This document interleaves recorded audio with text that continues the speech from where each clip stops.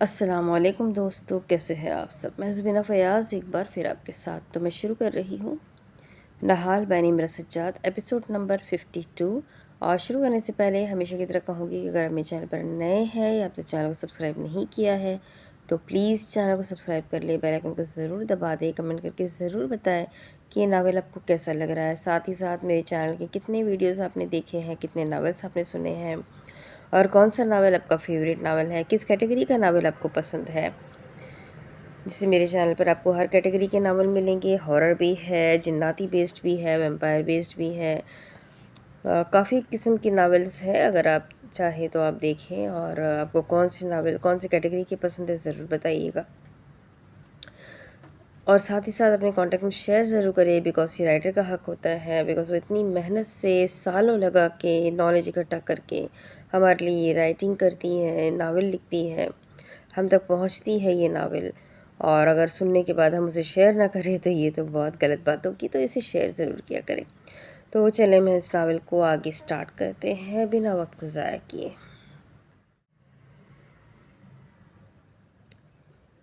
D H A اسلام آباد۔ وہ دن بھی آ پہنچا جب عمارہ کو اپنے تمام خواب نائلہ کے خوابوں تلے دفن کرنے تھے۔ وہ رات اسلام آباد کی ان چند راتوں میں سے تھی جنہیں وقت یاد رکھنا چاہتا تھا۔ مارگلا کی پہاڑیوں کے دامن میں موجود قریشی ہاؤس آج کسی نجی رہائش گاہ سے زیادہ ایک شاہی محل کا منظر پیش کر رہا تھا۔ وسیع و عریض لان کو شیشے کے عارضی ہال میں تبدیل کیا گیا تھا، جس کی بلند چھتیں، سفید ستون اور سنہری بارڈر ایسے لگ رہے تھے جیسے کسی یورپی دربار کو مشرقی تہذیب کے سانچے میں ڈھال دیا گیا ہو۔ کرسٹل فانوس چھت سے اس طرح لٹک رہے تھے جیسے آسمان سے ستارے کسی حکم پر زمین کے قریب آ گئے ہوں۔ ان کی روشنی سفید پھولوں پر پڑ کر اور بھی نرم ہو رہی تھی۔ آرکڈز، لیلیز اور گلاب کے پھولوں کی خوشبو فضا میں تحلیل ہو کر سانسوں کا حصہ بن چکی تھی۔ فرش پر بچھا آف وائٹ ماربل روشنی کو منعکس کر رہا تھا۔ موسیقی بھی بلند نہیں تھی، صرف ہلکی سی کلاسیکل دھن تھی جو ماحول کو تھامے ہوئے تھی۔ مہمانوں کی فہرست میں آج بھی کئی بڑے نام تھے، سیاستدان، فوجی افسران، بیوروکریسی کے اہم نام، بڑے بزنس ہاؤسز کے سربراہان اور کئی لوگ وہاں موجود تھے۔ گفتگو بھی مہذب انداز میں آہستہ آواز میں ہو رہی تھی، جیسے کوئی غیر تحریری قانون تھا کہ یہاں بلند آواز بے ادبی سمجھی جائے گی۔ گھر کے اندر باہر الفا سیکیورٹی کے گارڈز نہایت خاموشی سے اپنی ڈیوٹی پر مامور تھے۔ کچھ بلیک سوٹس میں تھے اور کچھ عام مہمانوں میں گھلے ملے ہوئے تھے۔ ابتسام آج فیملی فرینڈ کی طرح اس تقریب کا حصہ تھا تو بیرونی تمام کام ارد-شیر کو دیکھنے پڑ رہے تھے۔ وہ سیاہ تھری پیس سوٹ میں ملبوس نہایت سنجیدگی سے اپنی کام سر انجام دے رہا تھا۔ دل بے چین تھا، لیکن اتنا نہیں کہ وہ اپنا حال دل چہرے پر ظاہر کرتا۔ اسی شاہانہ فضا میں عمارہ کی آمد ہوئی تو ہال میں جیسے سناٹا چھا گیا۔ حالانکہ وہ باقاعدہ انٹری مخصوص موسیقی یا شور کے بغیر لان میں داخل ہو رہی تھی، لیکن اس کی آمد پر ہال کی توجہ اس کی طرف مڑ گئی تھی۔ اس نے آئیوری سفید رنگ کا لمبا فراک پہن رکھا تھا جس پر نفیس شفون اور سلک کا کام نمایاں تھا۔ ہائی نیک کالر کے ساتھ سامنے بندھا ہوا نرم بو، فرنٹ پر باریک بٹن اور دامن میں گرتی ہوئی متوازن پلیٹس۔ وہ روسی طرز کا فراک تھا جو کسی روسی ڈیزائنر سے ہی ڈیزائن کروایا گیا تھا۔ لباس کے بازو ہلکے سے پھولے ہوئے تھے، کہیں کہیں نہایت باریک ایمبرائڈری تھی، اتنی ہلکی کہ قریب جا کر ہی نظر آئے، بالکل عمارہ کی شخصیت کی طرح۔ اس کے بال سیدھے اور سادہ انداز میں کھلے ہوئے تھے، میک اپ نیچرل شیڈز میں تھا اور زیور کے نام پر صرف چھوٹے سے اسٹڈا ایئرنگز تھے جو اس کے وقار کو مکمل کر رہے تھے۔ پیروں میں لباس ہے ہم رنگ ہیل پہن رکھی ہوئی تھی۔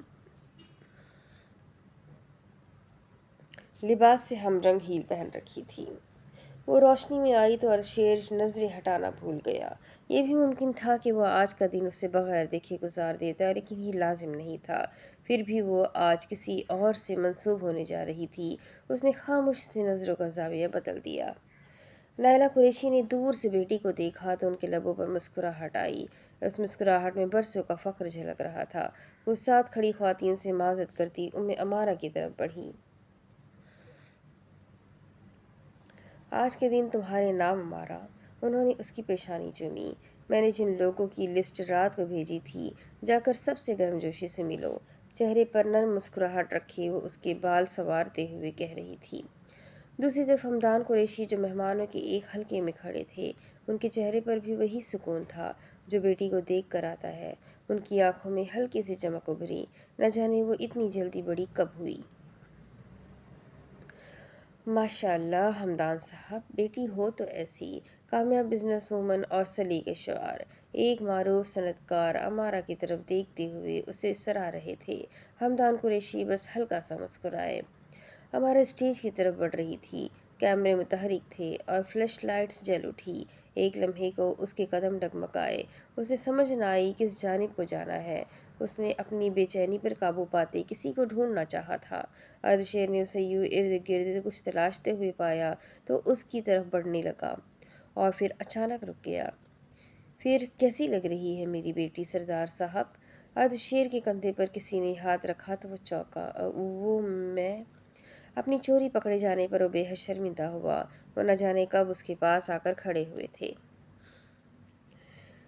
نہیں لے رہا یار ٹیکس تم سے، میری دلی خواہش تو تم نے پوری نہیں کی، وہ سرد آہ بھرتے ہوئے کہہ رہے تھے۔ وہ اچھے دل کے مالک ہے، آپ نے ان کے لیے بہترین ہمسفر کا ہی انتخاب کیا ہوگا۔ اس کی نظر لاتعلق سے بیٹھے اسامہ پر پڑی جس نے عمارہ کے آنے جانے کا کوئی نوٹس نہیں لیا تھا، بلکہ ابھی بھی فون میں گھسا ہوا تھا۔ اس نے واپس عمارہ کو دیکھا جو شاید اتنے سارے کیمروں کے فلیش سے غیر آرامدہ ہو رہی تھی۔ میں آتا ہوں، شاید میڈم کو کچھ چاہیے۔ وہ اس کی طرف بڑھا۔ حمدان قریشی کے چہرے پر زخمی سی مسکراہٹ رینگ گئی۔ وہ بہت پہلے اردشیر کی آنکھوں میں عمارہ کے لیے پسندیدگی دیکھ چکے تھے۔ ایک باپ سے زیادہ اچھے سے کوئی نہیں جانتا کہ کون اس کی بیٹی کو کس نظر سے دیکھ رہا ہے۔ عمارہ نے اسے اپنی جانب آتے دیکھا تو سکھ کا سانس لیا۔ پلیز یہ کیمرے بند کروا دو۔ اتنے دنوں بعد وہ اس سے مخاطب ہوئی تھی اور یوں ہوئی تھی جیسے سب ٹھیک ہے۔ وہ اس کے کہے بنا بھی سب سمجھ چکا تھا کہ اسے کیا مسئلہ ہو سکتا ہے۔ آپ جا کر بیٹھیں، میں دیکھتا ہوں۔ عمارہ مسکرا کر آگے بڑھ گئی۔ اگر اس نے کہا تھا وہ دیکھ لے گا تو وہ واقعی دیکھ لے گا۔ وہ اتنے دنوں سے آفس اسی بہانے کو آڑ بنا کر نہیں جا رہی تھی کہ منگنی کی تیاری کرنی ہے۔ اس کے بعد وہ سب مہمانوں کے پاس جا کر ان سے ملنے لگی۔ نائلہ کے بتائے گئے تمام لوگوں سے بھی باری باری ملی اور گرمجوشی سے ملی۔ کسی کی تعریف کی اور کسی سے تعریف سمیٹی اور پھر تھک کر جا کر بیٹھ گئی۔ اتنا مسکرانے سے اس کا چہرہ درد کرنے لگا تھا۔ تقریب باقاعدہ اس لمحے شروع ہوئی جب روشنیوں کا توازن بدلا۔ فانوس کی تیز چمک ذرا نرم ہوئی اور اسٹیج کے ایک حصے میں بچھے ہوئے سفید قالین پر قوالوں کی جماعت آ کر بیٹھ گئی۔ یہ مشہور قوال حمدان قریشی کی درخواست پر آئے تھے۔ وہ تمام قوال سفید کرتوں اور سیاہ واسکٹوں میں ملبوس تھے۔ عمارہ وی آئی پی صوفے پر اسامہ کے ساتھ بیٹھی ہوئی تھی۔ ان دونوں کے درمیان سلام اور ایک ایک جملے کی تعریف کے سوا کوئی بات نہیں ہوئی تھی۔ عمارہ کم کو تھی تو اسامہ بھی بے نیاز سا بیٹھا ہوا تھا۔ گھر میں چھوٹا ہونے کی نسبت کافی موڈی اور ضدی بھی تھا اور ایسا وہ بچپن سے جانتی تھی۔ اس نے گردن موڑ کر خود سے پیچھے بیٹھے ابتسام اور سجل کو دیکھا۔ اس کے دل کو کچھ ہوا تو اس نے گھبرا کر نظریں ان قوال خواہ کی جانب موڑ دی۔ قوال خواہ سر لگانا شروع کر چکے تھے۔ عمارہ جانتی تھی اگر مہرنگ یہاں ہوتی تو یہ سب اسے بہت پسند آتا۔ قوال خواہ فیض احمد فیض کے غزل گانے لگے تھے۔ وہ گردن موڑ کر ان تینوں کو ڈھونڈنے لگی جو وہاں نہیں تھی، لیکن وہ جانتی تھی مائدہ اور زمرد آئیں گی۔ اس نے مایوسی سے گردن موڑ کر سامنے دیکھا۔ قوال خواہ ردھم میں آ چکے تھے۔ نائلہ نے انہیں اٹھ کر ان دونوں کو اسٹیج پر بیٹھنے کا کہا۔ عمارہ ابھی وہیں بیٹھے رہنا چاہتی تھی کیونکہ وہ اتنی نظروں کا مرکز نہیں بننا چاہتی تھی، لیکن نائلہ کے آنکھیں دکھانے پر وہ اٹھ ہی گئی۔ البتہ اسٹیج پر بیٹھ کر اسے مائدہ اور زمرد بھی نظر آ گئی تھی اور پھر وہ گمسم سی اسٹیج پر بیٹھی زمرد کو دیکھنے لگی۔ آپ بیٹھے ہیں بالے پہ میری، موت کا زور چلتا نہیں ہے، موت مجھ کو گوارا ہے لیکن کیا کروں دم نکلتا نہیں ہے۔ آواز مختلف جگہوں پر لگے اسپیکر سے ٹکرا کر واپس آئی تو یوں لگا جیسے دیواریں بھی گا رہی ہو۔ ناظرین محفوظ ہوئے تو قوال اسی مصرعے کو دہرا کر پڑھنے لگے۔ کچھ مہمانوں نے بے اختیار آنکھیں بند کی، کچھ نے تالیوں کی صورت میں داد دی، کچھ ارد گرد ٹولیوں کی صورت میں کھڑے وہاں بھی کسی کاروبار کی ہی بات کر رہے تھے، کچھ اتنے مدہوش تھے جیسے کسی تحلیل میں جا کر الفاظ محسوس کرنا چاہتے ہو۔ یہ ادا، یہ نزاکت بھرا سن، میرا دل تم پہ قربان، لیکن کیا سنبھالو گے تم میرے دل کو جب یہ آنچل سنبھلتا نہیں ہے۔ نائلہ قریشی نے بھی مہمانوں کی کرسیوں پر بیٹھے سہیل وڑائچ کو ایک نظر دیکھا تھا۔ سہیل وڑائچ ساتھ بیٹھی صوفیہ کی جانب جھکے ان سے کچھ کہہ رہے تھے۔ نائلہ نے گہری سانس لے کر گردن واپس موڑی۔ شاید اس موسیقی میں کچھ تھا جو حساب کتاب سے آزاد تھا۔ میز کے پاس سرخ ساڑی میں زمرد وڑائچ کھڑی تھی، جس نے زہرآلود نگاہوں سے نائلہ کو دیکھا تھا۔ امارا نے اس کی آنکھوں میں زہر دیکھا تھا، جیسے وہ نائلہ کو بھسم کر دینا چاہتی ہو۔ امارا اسے کچھ دیکھتے ہوئے اپنی جگہ پر بیٹھی مسکراتی رہی۔ زمرد نے اسے دیکھا، دونوں کی نظریں ملیں اور وہ اتنی دور سے ہی دیکھ کر بتا سکتی تھی کہ امارا کی مسکراہٹ کتنی مصنوعی ہے۔ وہ ہاتھ گود میں رکھے کسی چابی سے چلتی گڑیا کی طرح سامنے دیکھ رہی تھی، لیکن وہ بہت پیاری لگ رہی تھی اور اس نے امارا کو نظر نہ لگنے کی دعا دی تھی۔ اس نے کبھی بھی اس کے لیے بد دعا نہیں کی تھی کیونکہ وہ اس کی دوست تھی۔ اس کا ماننا تھا کہ دوستی ٹوٹ جانے کے بعد بھی دوست کو بد دعا دینا گناہ ہوتا ہے۔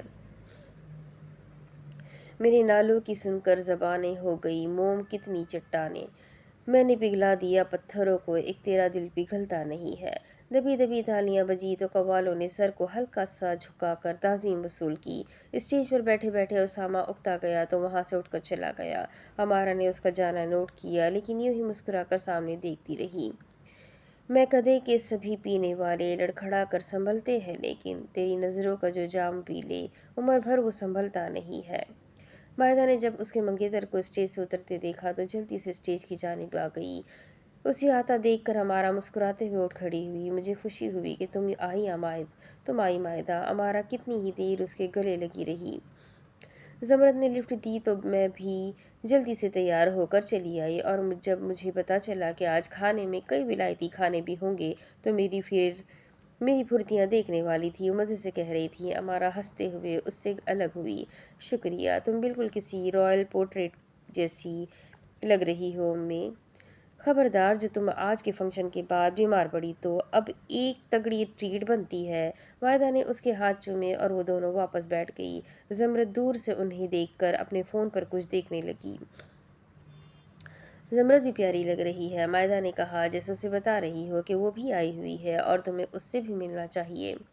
ہاں جانتی ہوں مائدہ، امارا نے اپنے ہاتھوں کو دیکھتے ہوئے کہا۔ اس کا چہرہ بہت روشن اور پیارا لگ رہا تھا۔ فائز کی موت کے بعد میں نے اسے ان دنوں خوش دیکھا ہے۔ وہ مجھے بھائی سے بہت محبت کرتی ہے۔ میں اسے نہیں دیکھ رہی کہ کہیں اسے میری نظر ہی نہ لگ جائے، لیکن مجھے ڈر بھی لگ رہا ہے مائدی۔ وہ جب بھی سرخ رنگ پہنتی ہے کچھ بڑا کرنے والی ہوتی ہے۔ آپ بیٹھے ہیں بالے پہ، میری موت کا زور چلتا نہیں ہے۔ موت مجھ کو گوارا ہے، لیکن کیا کروں دم نکلتا نہیں ہے۔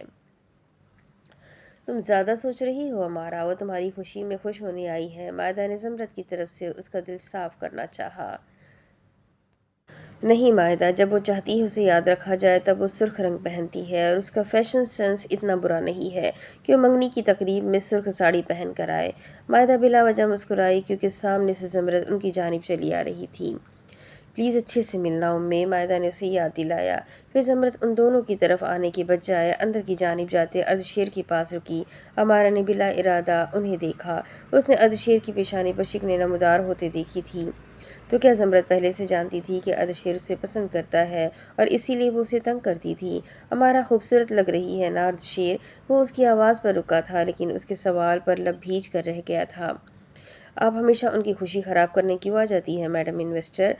اگر وہ مروت میں آپ کو بلا لیتی ہے تو کچھ مروت آپ بھی دکھا کر مت آیا کریں۔ وہ آپ کی کچھ نہیں لگتی۔ ایک نظر اسٹیج کی جانب دیکھنے کے بعد کہا، اور پھر اس نے اپنا رخ بدل دیا۔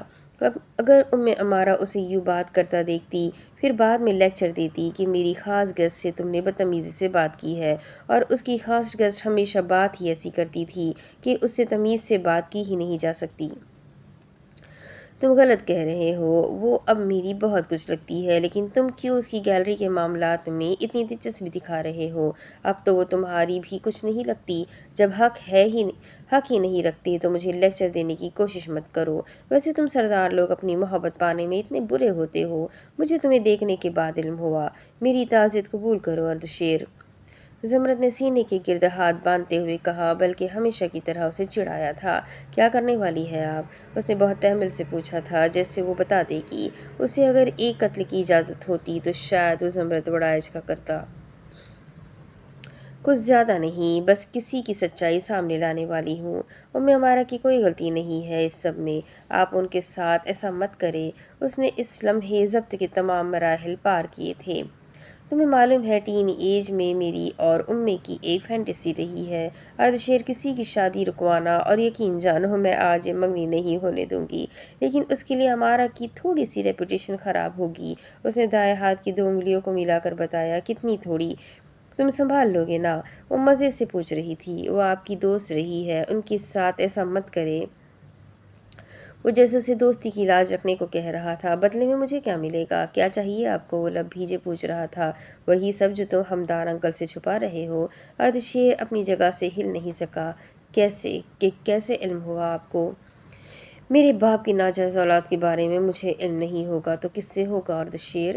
اردشیر پر 7 آسمان ایک ساتھ گرے تھے۔ وہ عمارہ کی اتنی بڑی سچائی کو بھری محفل میں بے نقاب ہوتا نہیں دیکھ سکتا تھا۔ اردشیر سے کچھ کہنے کے لیے آتی نائلہ قریشی اپنی جگہ ساکت رہ گئی۔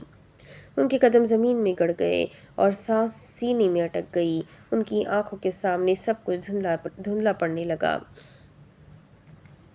اردشیر اور زمرد وہ سچ جانتے تھے جسے نائلہ نے برسوں تک عزت وقار رشتے اور دولت کے نیچے دفن کیے رکھا تھا۔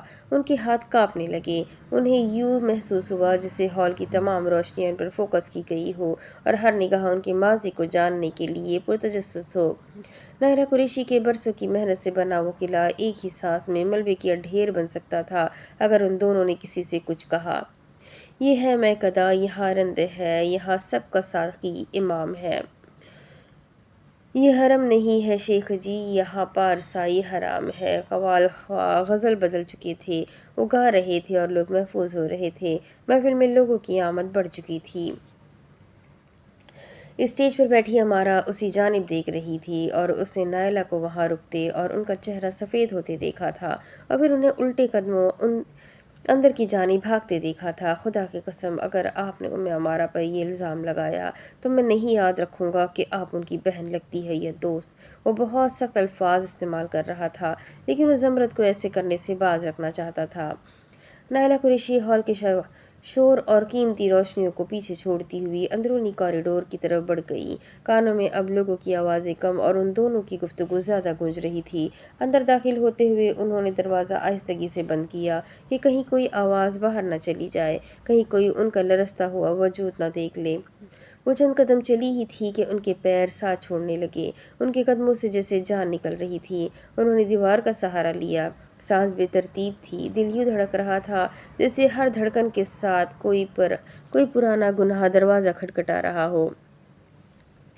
ان کی آنکھوں کے سامنے زمرد کا چہرہ ابھرا، وہ معنی خیز نگاہیں اور مسکراہٹ۔ تو اس روز بھی وہ سب جانتی تھی۔ اردشیر نے اگر ابھی تک کسی سے کچھ نہیں کہا تو وہ آگے بھی کچھ نہیں کہے گا، لیکن زمرد، اسے کیسے چپ کروایا جائے؟ اس مرتبہ بات صرف عزت یا سوسائٹی کی نہیں تھی، اس مرتبہ درمیان میں عمارہ تھی۔ نائلہ کے دل میں ایک لمحے کو ماں ہونے کا احساس جگا، لیکن فوراً ہی خوف نے اسے دبا دیا۔ اگر سچ سامنے آ گیا تو عمارہ کس نام سے جانی جائے گی؟ وہ کن سوالوں کا سامنا کرے گی؟ وہ آئینے کے سامنے جا کر رک گئی۔ عکس میں انہیں خود اپنا چہرہ اجنبی لگا، وہی نائلہ قریشی جن کے نام سے لوگ متاثر ہوتے تھے۔ اس لمحے ان کی آنکھوں میں صرف گھبراہٹ تھی۔ وہ اپنی اولاد کے لیے کسی بھی حد تک جانے کو تیار تھی۔ انہوں نے گہرا سانس لیا، خود کو سنبھالنے کی کوشش کی کہ اگلا قدم اب ذرا سا بھی غلط پڑا تو کئی زندگیاں داؤ پر لگ جائے گی۔ میں تمہیں چھوڑوں گی نہیں زمرد، اگر میرا خاندان ٹوٹا تو میں گھر تمہارا بھی بسنے نہیں دوں گی، وہ شیشے میں دیکھتے اپنے عکس سے کہہ رہی تھی۔ زمرد ان کے لیے یوں گلے کا کانٹا بنے گی، انہوں نے سوچا بھی نہیں تھا۔ ملازم نے ہمدان صاحب کا پیغام لایا کہ منگنی کی رسم ہونے والی ہے تو وہ خود کو کمپوز کرتی باہر آئی۔ کئی لوگوں نے ان سے یوں اچانک غائب ہونے کی وجہ بھی دریافت کی تو انہوں نے تھکاوٹ کی وجہ سے طبیعت خرابی کا بہانہ بنا لیا۔ اسٹیج پر منگنی کی تیاری ہو چکی تھی۔ مخملی کشن پر رکھی انگوٹھیوں کی ڈبیاں بند تھیں۔ کیمرہ مین زاویے طے کر چکے تھے۔ ویٹرز کھانا پروسنے لگے تھے اور مہمان بھی اپنی نشستیں درست کر رہے تھے۔ اسی لمحے اردشیر نے مرکزی دروازے کے قریب الفا سیکیورٹی کے گارڈز میں ہلچل محسوس کی۔ ایک گارڈ نے اپنے کان میں لگے مائک کو چھوا اور اردشیر کو صورتحال بتانے لگے۔ اردشیر ابھی 2 قدم آگے بڑھا ہی تھا کہ ہال کے دروازے سے اندر داخل ہونے والے لوگوں کو دیکھ کر رک گیا۔ وہ اس ماحول کا حصہ نہیں لگتے تھے، نہ ان کے چہروں پر خوشی تھی، نہ رسم کی مناسبت سے لباس۔ اس نے ارد گرد زمرد کی تلاش میں نگاہیں گھمائی کہ وہ یہ سب روک دے، لیکن وہ اسے گڈ لک کا سائن دیکھ کر اسٹیج کی جانب بڑھ گئی۔ وہ کیا کرنے کا سوچ رہی تھی؟ اس سے پہلے وہ لوگ آگے بڑھتے اردشیر ان کے سامنے جا کر رکا، جیسے ان کا راستہ روکا ہو۔ کس سے ملنا ہے آپ کو؟ امارہ قریشی کے سلسلے میں ہم FBI سے ہے۔ وہ حیران ہوا اور اگلے ہی لمحے اس کے کندھے کو ڈھیلے پڑے۔ ٹھیک ہے، لیکن میڈم سے کیوں ملنا ہے؟ ہمیں امارہ قریشی سے انویسٹیگیشن کرنی ہے۔ ہم اس تقریب کے اختتام تک انتظار کر سکتے ہیں۔ اور یہ رہا نوٹس۔ انہوں نے ایک نوٹس اس کی جانب بڑھایا۔ تقریب میں غیر لوگوں کو دیکھ کر ہمدان قریشی بھی وہاں آئے اور انہوں نے بھی وہی سوالات کیے۔ وہ انہیں پرسکون رہنے کا کہنے لگا کہ پیچھے سے آتی آواز پر وہ چونکا۔ جی میں ہوں امارہ قریشی، کہیے کیا کام ہے آپ کو؟ وہ ہیل میں دھیرے دھیرے قدم اٹھاتی آگے بڑھی اور ہمدان قریشی کے ساتھ آ کر کھڑی ہو گئی۔ ان لوگوں نے اسے دیکھا اور پھر ان میں سے ایک نے اردشیر کی جانب بڑھایا صفحہ واپس لیا اور اسے دیکھنے لگا۔ آپ پر اپنی آرٹ گیلری کے ذریعے ٹیکس چوری، منی لانڈرنگ اور غیر قانونی ٹرانزیکشنز کے الزامات ہیں۔ آپ کو ہمارے ساتھ چلنا ہوگا۔ امارہ کے چہرے پر کئی رنگ آ کر گزر گئے۔ ٹیکس چوری، منی لانڈرنگ اور غیر قانونی ٹرانزیکشن، تین الزامات۔ اور اس لمحے تقریب کا سارا فسو بغیر شور کے ٹوٹ گیا تھا۔ چہمگوئیوں کی صورت میں مہمانوں تک خبر پھیل گئی کہ گھر میں FBI والے آئے ہیں۔ کیمرے بند کروا دیے گئے اور سب خاموشی سے دروازے کے پاس ہوتی کارروائی سن نہیں تو دیکھنے لگے۔ اور ایک عام شہری سے رات کے اس پہر کون سی ایجنسی انویسٹیگیشن کرتی ہے؟ آپ ذرا مجھے بتائیں گے؟ اردشیر سنجیدگی سے پوچھ رہا تھا۔ ہمدان قریشی نے فون نکالا۔ ان کے چہرے پر پہلی بار بے چینی واضح ہوئی تھی۔ وہ اس ادارے میں کام کرتے کسی جاننے والے سے رابطہ کرنے کی کوشش کر رہے تھے۔ FBI کا یہ طریقہ کار کبھی بھی نہیں تھا کہ گھر سے یوں ہراساں کر کے کسی کو انویسٹیگیشن کے لیے ساتھ لے جایا جائے۔ جناب آپ کو جو کہنا ہے آفس میں آ کر کہیں، اس شخص نے اردشیر سے کہا۔ سہیل وڑائچ بھی آگے آئے جو اب تک ایک طرف کھڑے سب سمجھنے کی کوشش کر رہے تھے۔ یہ کیس کس بنیاد پر ہے اور کیا تم نہیں جانتے کہ FBI کا طریقہ کار کیا ہے؟ سہیل وڑائچ انہیں ان کا دائرہ کار واضح کرنے کا کہہ رہے تھے۔ افسر نے فائل کا ایک صفحہ پلٹا۔ مس امارہ کی گیلری کے نام پر بے نام اکاؤنٹس، غیر ملکی ٹرانزیکشن اور جعلی آرٹ سیلز کے ذریعے منی لانڈرنگ کا الزام ہے، اور آج یہ الزام بھی ہے کہ یہ ملک سے فرار ہو سکتی ہے۔ وہ سب ہکا بکا کھڑے تھے۔ نائلہ قریشی نے تیز نظروں سے امارہ کو دیکھا۔ امارہ نے بھی انہیں دیکھا۔ ایک لفظ بھی مت کہنا، ان کی آنکھیں کہہ رہی تھیں۔ اس کے چہرے پر زخمی مسکراہٹ نمودار ہوئی۔ اس نے گہرا سانس لے کر جیسے چند لمحوں کے لیے کچھ سوچا تھا۔ اگر یہ منگنی نہیں کرنا چاہتی تو جو لوگ تمہیں لینے آئے ہیں ان کے ساتھ چلی جاؤ، ورنہ اپنی ماں کو سرِ عام بدنام ہوتا دیکھنے کے لیے تیار ہو جاؤ۔ چند منٹ پہلے اسٹیج پر زمرد نے اس کے بال درست کرتے کہا تھا۔ امارہ نے سنجیدہ نگاہوں سے اپنی ماں کو دیکھا۔ اور کیا منی لانڈرنگ کے کیسز دیکھنا نیب کا دائرہ کار نہیں؟ مجھے یہ کہہ لینے دیجیے کہ آپ کسی کی فرمائش پر آج کا فنکشن خراب کرنے آئے ہیں۔ کتنے پیسے لیے ہیں آپ لوگوں نے؟ اردشیر نہایت سنجیدگی سے پوچھ رہا تھا۔ آپ کے لگائے گئے تمام الزامات درست ہیں۔ میں آج ملک سے فرار ہونے والی تھی۔ آپ مجھے ساتھ لے جا سکتے ہیں۔ امارہ کی آواز پر سارے میں سکتہ طاری ہو گیا۔ میڈم، اردشیر نے کچھ کہنا چاہا تو امارہ نے ہاتھ اٹھا کر اسے روکا اور ان کے ساتھ بنا مزید بات کیے چلنے کے لیے تیار ہو گئی۔ اردشیر کے کہنے پر الفا سیکیورٹی والے انہیں راستہ دینے لگے۔ अर्दशेर ने कीनतोज निगाहों से ज़मरद को देखा और अपना कोट उतारते हुए अमारा की जानिब बढ़ा। अमारा की आंखों में बेख्तियार आंसू आए थे। वो पलट कर नहीं देखना चाहती थी कि कितनी आंखें इस वक्त उसका तमस्सुर उड़ा रही है, लेकिन वो उसके सामने आकर खड़ा हुआ था। वो फिक्रमंद था, मजाक नहीं उड़ा रहा था। अमारा ने अलग भींच कर खुद को रोने से रोका। उसे वहाँ नहीं रोना था। वो आगे बढ़ा और अपना कोट अमारा के कंधों पर फैलाया। अमारा ने नजरें उठाकर उसे देखा। किसी ऐसे के लिए कुर्बानी नहीं देनी चाहिए जिसे आपकी कुर्बानी की कदर ना हो, उसने आहिस्ता आवाज़ में संजीदगी से कहा और रास्ते से हट गया। दरवाजे के करीब पहुंचकर अमारा ने एक लम्हे को पलटकर पूरा हॉल देखा था। रोशनियां, फानूस, फूल, खुशबू, स्टेज, अंगूठियां, लोग। फिर उसने गर्दन सीधी कर ली। वो जिंदगी में ऐसी रंगीनी दोबारा नहीं देखना चाहती थी। इस्लामाबाद, पाकिस्तान। कमरे का दरवाज़ा बंद होने की आवाज़ उभरी और फिर सब कुछ साकित हो गया, जैसे फार्म हाउस की दीवारों ने अंदर होने वाले हर जुल्म को अपने अंदर जज्ब करके खामोशी की चादर तान ली हो। इस तहखाने में बाहर चलती मौसीकी और कहकहो की आवाज़ नहीं पहुंच रही थी। वो लोग बालाज को अधमुआ करके उस कमरे में छोड़कर चले गए जहां मिखाइल फर्श पर बेसुध पड़ा हुआ था। उसके कपड़े खून और गर्द से अटे हुए, बाजू नीले पड़ चुके थे और चेहरे पर मौजूद अजियत इस बात की गवाही थी कि उसके साथ भी सलूक हुआ है जो बालाज के साथ किया गया है, शायद उससे ज़्यादा। बालाज ने धुंधलाई हुई नज़रों से कमरे का जायज़ा लिया। उसे सांस लेने में भी दुश्वारी हो रही थी। उसने कोहनियों के बल खुद को उठाने की कोशिश की, लेकिन जिस्म ने बगावत की और साथ देने से इनकार कर दिया। वो दोबारा फर्श पर गिर पड़ा और एक बेबसी का राह उसके हल्क से निकली जो दीवारों से टकरा कर वहीं दब गई। मिखाइल, उसने हिम्मत करके उसे आवाज़ दी। बरात। उसके हलक में आंसुओं का गोला फंसा। दरोग उसके लब कँपाने लगे। वो सीधा लेट गया। वो छत को घूरने लगा, फिर उसकी आंखों के किनारे भीग गए। एक आंसू खामोशी से बहा, कनपट्टी से फिसलता हुआ बालों में जज्ब हुआ और फिर उसने हिचकियों में रोना शुरू कर दिया। इस सच का वज़न बहुत भारी था कि वो उसका दोस्त, उसका भाई है, और ये सच ऐसा ज़ख्म बन गया था जो दुख भी दे रहा था और खुशी भी। इतने तशद्दुद के बाद भी उसे तकलीफ सिर्फ इस रिश्ते की थी जो बोझ की तरह अचानक उसके कंधों पर आ गिरी थी। उसी लम्हे दरवाजे के बाहर कुछ बातों की आवाज़ सुनाई दी। कदमों की आहट करीब हुई तो उसने फिर से उठने की कोशिश की। दरवाज़ा आहिस्तगी से खुला और नीम अंधेरे में जो भी अंदर दाखिल हुआ, उसके कंधे पर बंदूक लटकी हुई थी और हाथ में गन थी। उसकी उंगली ट्रिगर पर थी और उसने सेकंड के 1000वें हिस्से में कमरे को स्कैन किया था।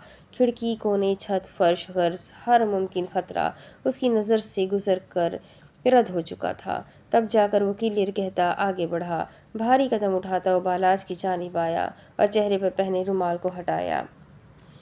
कितनी हड्डियां तुड़वाई है। वो गन एक जानिब को रखकर बालाज का सर अपने घुटने पर रखकर उसका चेहरा थपथपाते हुए उसकी नब्ज चेक करने लगा। वो एक ही नज़र में उन दोनों के जिस्मों की हालत पड़ चुका था। इतने में कोई और अंदर आया, तब भी वो खामोशी से उसकी नब्ज देखता रहा। मैं जिंदा हूँ, बालाज ने बेहद तकलीफ से कहा। वो एजेंट था, वो उसे पहचान चुका था। अरसल इसे चेक करो, उसने मिखाइल की जानिब इशारा करके दूसरे आने वाले से कहा और फिर बालाज को सहारा देते दीवार से टेक लगवाई। लगता है कई दिनों से बेहोश है, सांसें बहुत मध्यम है। मेजर शाम ने हल्का सा सर हिलाया। इन दोनों ने कहे बगैर जान लिया था कि उन लड़कों को इस वक्त फौरी तिब्बी इमदाद की ज़रूरत है। गोया कि अरसलान दे सकता था, लेकिन यहाँ से इस वक्त निकलना ज़रूरी था क्योंकि कुछ ही देर में पुलिस यहाँ रेड डालने वाली थी। तुम खुद चल सकते हो, मेजर शाम ने बाहर रास्ता क्लियर देखने के बाद उससे पूछा। बालाज को इस वक्त किसी मसीहाई की ज़रूरत नहीं थी, इसीलिए उसने कदरे नागवारी से उसे देखा। वो यहाँ क्यों आया था? तुम यहाँ सड़ना चाहते हो तो तुम्हारी मर्जी है, हम तुम्हारे दोस्त को अस्पताल पहुँचा देंगे। उसे जवाब देता ना पाकर मेजर शाम ने भी बेनियाजी से कहा। वो माइज़्म के अलावा किसी के नखरे नहीं उठाता था। अरसलान मिखाइल के करीब गया, एक लम्हे को, फिर उसकी सांस को परखा और फिर उसे इस तरह उठाया जैसे बरसों की मशक ने हर पट्टे को यही सिखाया था। उसने मिखाइल को अपने कंधे पर डाला। ओह तेरी खैर, ये तो बहुत भारी है। शाम, जिसे बताया था, वो हल्का सा दरवाज़ा खोले बाहर झाँक रहा था, जैसे उसने अरसलान की दुहाई सुनी ही ना हो। میرے 3 کہنے پر میرے پیچھے آنا، اس نے ارسلان سے کہا اور پھر ایک نظر بالاج کو دیکھا جو اٹھنے کی کوشش میں ہلکان ہو رہا تھا۔ وہ جھنجھلا کر اس تک آیا۔ مجھے آپ کے کندھے کی ضرورت نہیں ہے، میں چل لوں گا۔ وہ واقعی اسے اٹھا کر باہر جانے کی سوچ رہا تھا، پھر بھی وہ آگے بڑھا اور اس کے دائیں بازو کو اپنے کندھے کے گرد ڈالا اور اس کا وزن اپنے جسم پر لے کر اسے کھڑا ہونے میں مدد دی۔ وہ جنگ کے میدان میں ساتھیوں کو اکیلا نہیں چھوڑتے تھے اور یہاں تو خیر وہ آئے ہی انہیں ریسکیو کرنے کو تھے۔ ان تینوں نے راہداری میں قدم رکھے۔ وہ ممکنہ حد تک خاموشی سے چلنے کی کوشش کر رہے تھے۔ میجر شام اور میجر ارسلان کے چہرے تھکے ہوئے تھے، پھر بھی وہ 4 کان اور 4 آنکھوں کے ساتھ آگے بڑھ رہے تھے۔ بالاج نے اس کے کندھے سے ہاتھ ہٹا لیا اور خود چلنے لگا، گویا کہ اس میں سکت بالکل نہ تھی۔ شام نے گن پر اپنی گرفت مضبوط کی اور ایک نظر تعصب سے اسے دیکھا اور آگے بڑھنے لگا۔ ایک بھی گولی چلتی تو معاملہ خراب ہو جاتا۔ وہ سیڑھیوں کی طرف بڑھے جہاں فانوس کی روشنی ٹوٹ کر فرش پر بکھری تھی۔ دور کے کسی کمرے سے آواز آئی جہاں چند لوگ کہے لگا رہے تھے۔ کمرے کا دروازہ کھلا ہوا تھا۔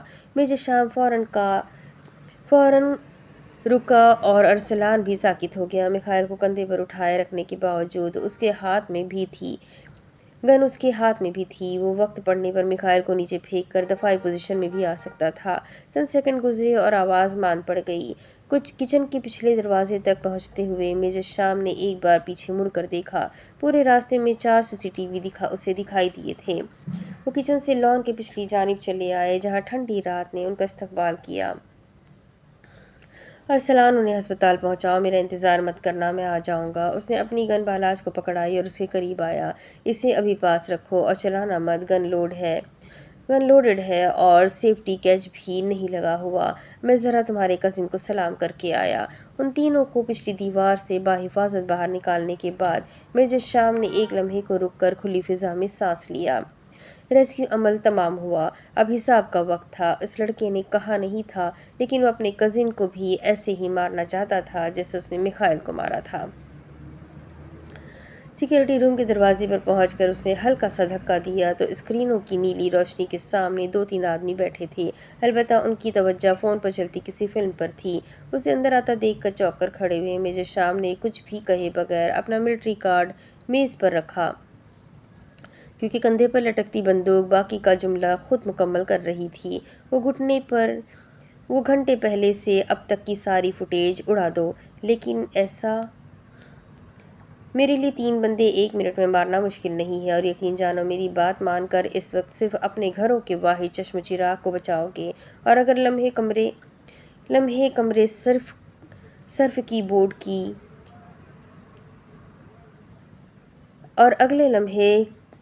کمرے میں صرف کی بورڈ کی کھٹ پٹ اور ہارڈ ڈرائیو کی بھنبھناہٹ سنائی دی تھی۔ وہ لوگ سانس روکے نظر جھکائے کام کرتے رہے، خوف پسینے کی صورت ماتھے سے بہہ رہا تھا۔ پورے 10 منٹ بعد جب وہ اس کمرے سے باہر نکل رہا تھا تب اس کمرے میں اندھیرا تھا اور وہ 3 لوگ کونے میں بندھے پڑے تھے۔ اس نے نائٹ ویژن گلاسز آنکھوں پر چڑھائے، مین سوئچ بورڈ تک پہنچا اور اگلے ہی لمحے ایک تار کاٹ کر پورے فارم ہاؤس کی بجلی کاٹ دی، جس سے کسی کے دل کی دھڑکن روکی ہو۔ لمحہ بھر میں موسیقی، ہنسی، روشنی سب تھم گیا۔ ملازمین کی مین سوئچ تک دوڑیں لگ گئی، کوئی جنریٹر کے لیے بھاگا تو کسی نے فون کی ٹارچ آن کی۔ اسی اندھیرے میں میجر شام ہلکے قدموں سے آگے بڑھا۔ محفل میں داخل ہوا تو مہنگے مشروبوں کی بو، مدہوش قہقہے اور اچانک پھیلی گھبراہٹ ایک دوسرے میں الجھ گئے۔ لوگ ایک دوسرے سے ٹکراتے معذرت کرنے لگے، کوئی راستہ ڈھونڈ رہا تھا اور کوئی کسی کا نام پکارنے کی کوشش کر رہا تھا، اور ماحول میں افراتفری اس وقت پھیلی جب قریب کہیں سے گولی چلنے کی آواز سنائی دی۔ میجر شام کے چہرے پر ہلکی سی مسکراہٹ نمودار ہوئی۔ اس نے اس لڑکے کو لوڈڈ گن چلانے سے منع کیا تھا۔ وہ زعفران کے قریب آیا اور جمے ہاتھ کا مکہ اس کے جبڑے پر دے مارا۔ پہلے سے بوکھلائے ہوئے زعفران کا توازن بگڑا۔ وہ کسی سے ٹکرایا اور سہارے کے لیے ارد گرد ہاتھ مارنے لگا۔ پھر میجر شام اسے ہجوم سے الگ کر کے اندھیرے میں ایک الگ کونے میں لے گیا جہاں روشنی کی کوئی کرن، کوئی راستہ نہیں تھا۔ اس نے پھر جیسے مائزم کی ناراضگی کا سارا غصہ اس نہتے زعفران پر نکال دیا تھا۔